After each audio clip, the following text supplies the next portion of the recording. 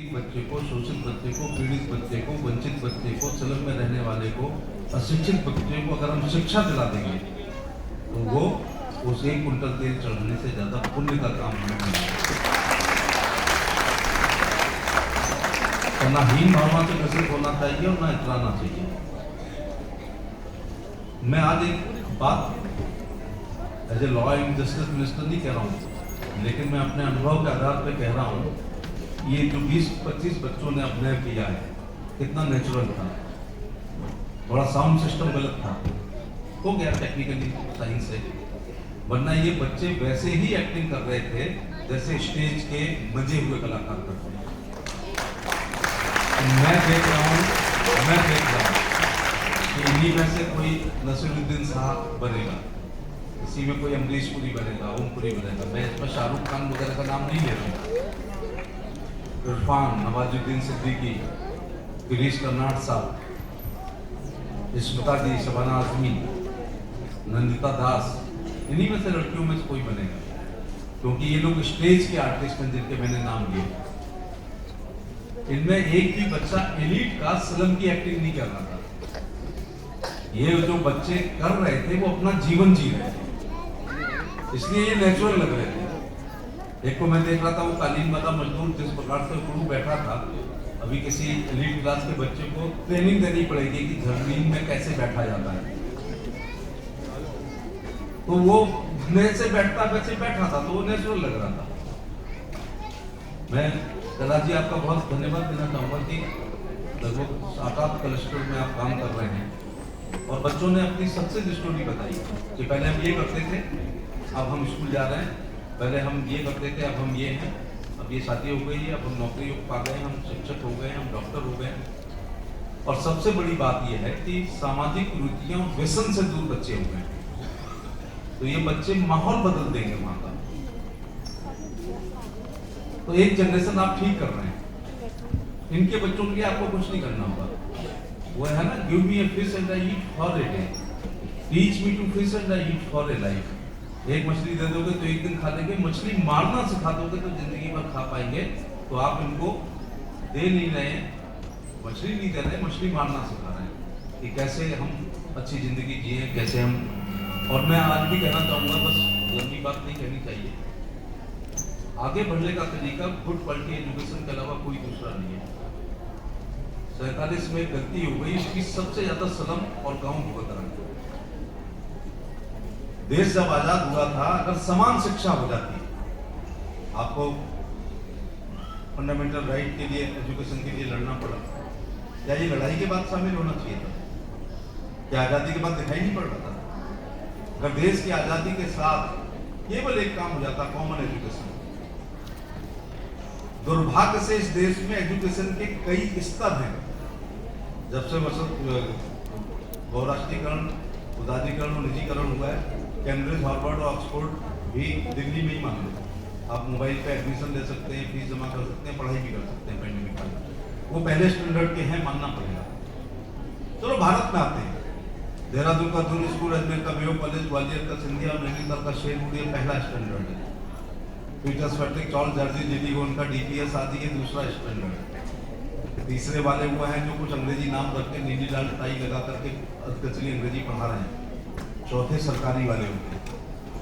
तो चौथे प्रकार की एजुकेशन लेकर के पहले प्रकार के बच्चों से हम कैसे आगे आए, इसलिए कॉमन एजुकेशन हो जानी चाहिए। काश 1947 में महामहिम प्रथम राष्ट्रपति राजेंद्र प्रसाद जी का नाती, क्योंकि लड़के बड़े हो गए होंगे, और राष्ट्रपति भवन के चपरासी का बच्चा, दिल्ली के कमिश्नर और सिपाही का, और हमारे जैसे मंत्री के और संतरी के और नगर सेठ के और भिखारी के बच्चे का एक ही छत के नीचे समान शिक्षा ले रहे होते, तो इनमें से कईयों के पिताजी IAS IPS 30-40 साल पहले बन चुके। ऊपर से बड़ी गलती करी है, ये दिल्ली वाले गलती बहुत करते हैं। दूसरी, हम उत्तर भारत के लोग, मुझे नहीं पता कैलाश जी किस राज्य के हैं, लेकिन यूपी, MP, बिहार, राजस्थान, हमें कक्षा 6 में जब हमारी उम्र 11 साल हो गई थी, तब अंग्रेजी से मुलाकात कराई जाती।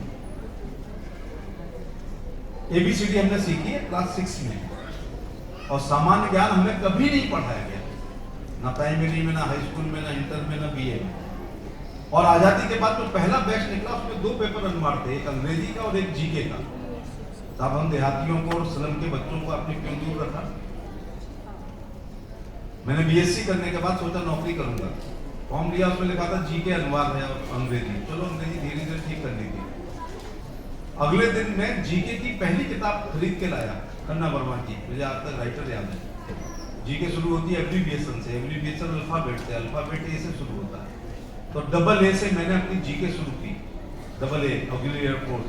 मैं फिर पढ़ रहा अगले दिन, नदी कौन सी लंबी है, पहाड़ कौन सा ऊंचा है, मुद्रा कौन सी है, राजधानी कौन सी है, मुख्य चुनाव आयोग किया। इसी साल नोबेल पुरस्कार शांति का किसको मिला है, साइंस का किसको मिला है, विज्ञान का किसको मिला है, मेडिकल का किसको मिला है। अब तो ग्रेजुएशन और हमारा कंपटीशन किन से, जिनके घर में प्रतियोगिता दर्पण आ रही है, प्रगत मंजूषा आ रही है, कंपटीशन मास्टर आ रही है, द हिंदू अखबार पढ़ रहे हैं, माँ बाप अंग्रेजी बोल रहे हैं, टेलीविजन की न्यूज सुन रहे हैं, तो हमारा सिलेक्शन नहीं हुआ तो कोई हमारी गलती है, ये एजुकेशन सिस्टम की। सबसे ज्यादा इनकी 3 पीढ़ी प्रभावित हुई जो आज इस हॉल में बैठे हैं। लेकिन जब भी आप खुले तो मेरा सुनिए, दुनिया में कोई काम अपनी हैसियत से बढ़ के करोगे तो बर्बाद हो जाओगे। मुझे आज भगवान ने भेजा है, आपका निमंत्रण बहाना है। अगर एक भी बच्चे में आज में पढ़ने के प्रति जिज्ञासा, गार्जियन में पढ़ाने के प्रति जिज्ञासा पैदा कर दिया तो मेरा आना सफल है। दुनिया में कोई काम, खासतौर से गार्जियन सुने, दुनिया में कोई काम अपनी हैसियत से बढ़ के करोगे तो बर्बाद हो जाओगे। दुनिया में एक काम है जिसमें हैसियत मिटा दो तो आबाद हो जाओगे, वो अपने बच्चों की अच्छी पढ़ाई पर अपने आप को मिटा दो, एक दिन सब कुछ वापस आएगा, सब कुछ वापस आएगा। देहात में पढ़ाई का वातावरण नहीं है तो शहर में मैं बुलाता हूँ, क्योंकि शहर में स्कूल तो है, गांव में तो स्कूल नहीं है। 12 साल बाद मिलोगे तो कहोगे आपके भाषण के बाद हमने अच्छी स्कूलिंग कराई है तो आज हमारा बच्चा ये बन गया है। दूसरा, 5 साल का बच्चा सनम हो या जीके हो, ग्रेटर कैलाश, समान दिल दिमाग फेफड़े को लेके पैदा होते हैं और आईक्यू को। बाद में गधा कौन रह जाएगा, खच्चर कौन बनेगा, घोड़ा कौन बनेगा, ये पढ़ाई का वातावरण, पढ़ाई का स्टैंडर्ड और परिवार का वातावरण। अब परिवार का वातावरण तो बहुत अच्छा नहीं मिलेगा, तो स्कूल का स्टैंडर्ड बनाओ। इसलिए 2 विषय बहुत अच्छे करो। अगर थोड़ी सी ट्यूशन गणित की और अंग्रेजी की लगा सको तो जिसका गणित अच्छा है उसकी फिजिक्स अच्छी हो जाती है। ऐसा बच्चा IIT करेगा, नहीं तो फिर ITI करेगा। मैं अंग्रेजी का समर्थक नहीं हूँ।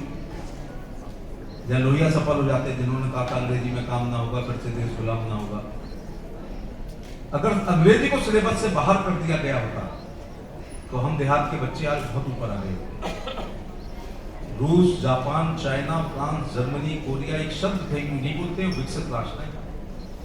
हम रानी के गुलाम रहे तो अधकचरी पीटर्स पैट्रिक चार्ल्स डार्विन में 4 साल का बच्चा अंग्रेजी पढ़ रहा था और मैं 11 साल में पढ़ा।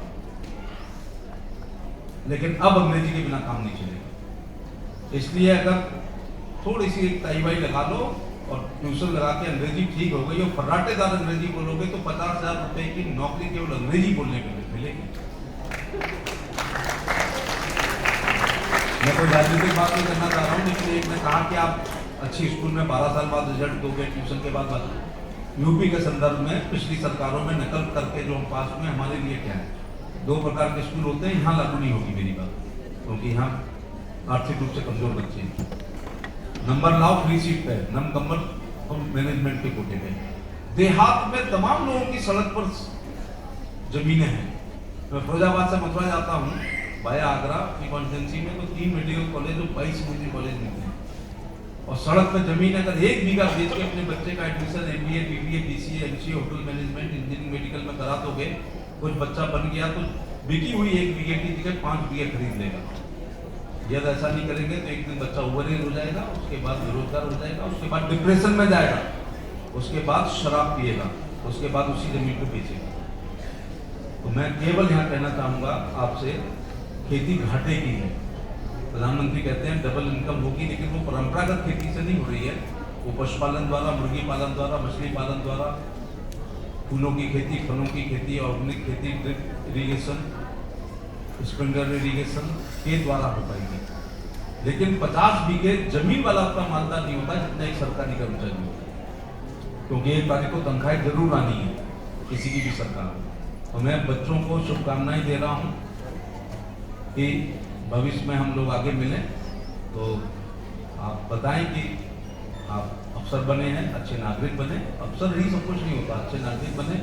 लेकिन ये जो स्टेज पे आए थे, इनमें से एक ना एक बच्चा, मैं भी नहीं कहूँगा कि पंजाब मेल को लड़के बॉम्बे भाग जाओ, दिल्ली में बहुत स्कोप है, लेकिन इनमें से बच्चा कोई देश का एक बड़ा आर्टिस्ट बनेगा अपने हुनर से, अगर इसी प्रकार से इनका प्रशिक्षण होता है। तो wish you all the best. मैंने तो लंबी बात करती है, लेकिन उसे बात नहीं करनी है। तो 80 करोड़ 20,000 का शौचालय